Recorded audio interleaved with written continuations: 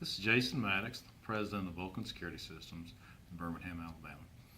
Today we're going to talk about church safety, daycare safety, and private school safety with an emphasis on protecting the children. There's 8 or 9 tips that we highly recommend that every facility has. The first and most obvious, which pretty much everybody has already, is a set of policies and procedures in place. At a minimum, you want to make sure that when a parent drops a child off at daycare, when they pick them up in the afternoon, they're signing them in and out, so that you have some kind of record of who the child was with when they got there and when they leave. The next thing is probably a little bit more difficult is limiting the number of ways in and out of the areas where the children are. On older churches and older buildings, there may be 4 or 5 doors into the area, and there's really not a whole lot you can do to change that. But on newer buildings or to-be-built structures, from a physical security standpoint, we highly recommend limiting ingress and egress points to 1 or 2 in areas where the children are. And then the next step is whether you have 1 door or 5 doors going into the areas where the children are, you want to make sure that those doors are controlled. And that can be as easy as using traditional door hardware and locks, so that you really don't want to have a way where somebody who's not supposed to be there can easily get into your facility. And a simple door lock, or really more commonplace today, is electronic access control. You want to make sure that you have those 4 or 5 doors locked down at all times. On top of the electronic access control or door hardware, we highly recommend high definition, time-stamped video surveillance.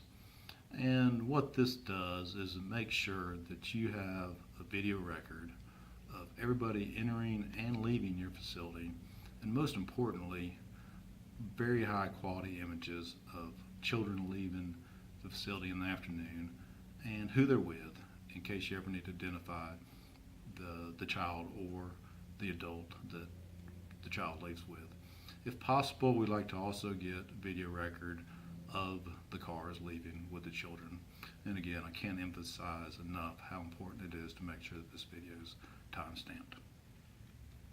Another simple tip that we recommend, it's just called a panic button. And all that is it's a hardwired or wireless button. It's literally just a button.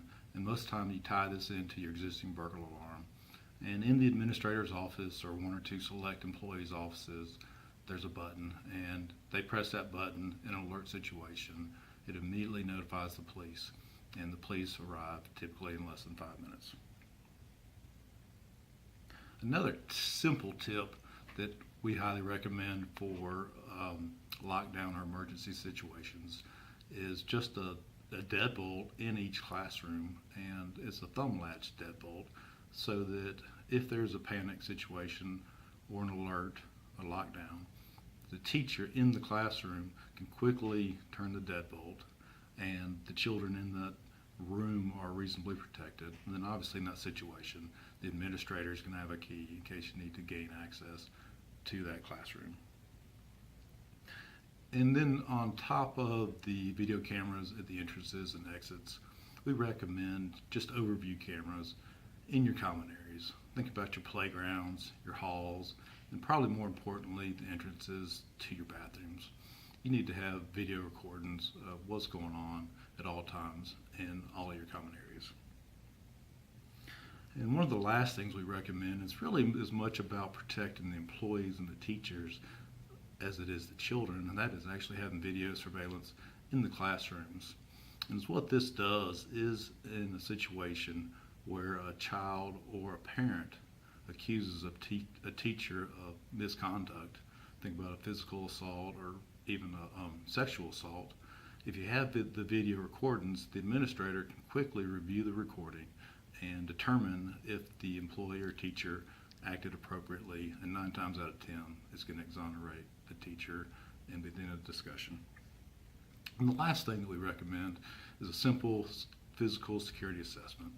And all that is bring in a third party who, with an emphasis on physical security, and he or she will walk the facility with your administrator and just make sure that all your basic principles are covered, and you want to do this probably at least annually. Jason Maddox, President, Vulcan Security Systems, www.vulcansecuritysystems.com, 205-290-9404.